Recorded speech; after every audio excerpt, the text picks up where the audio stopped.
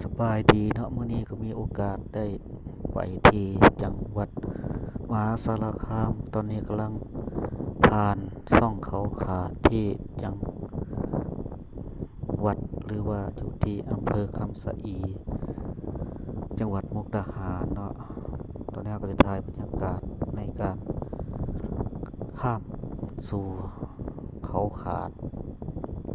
จะถ่ายทั้งขาไปและขากลับ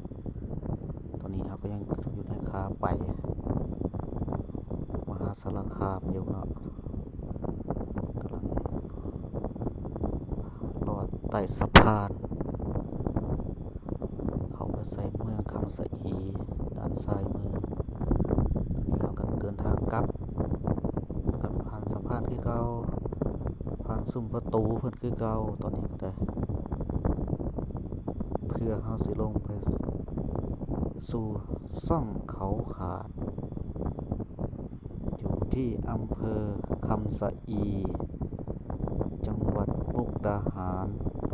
ทิวทัศน์สวยงามก็บ่มีหยังหลายเนาะคลิปนี้ก็มีเท่านี้แหละสบายดี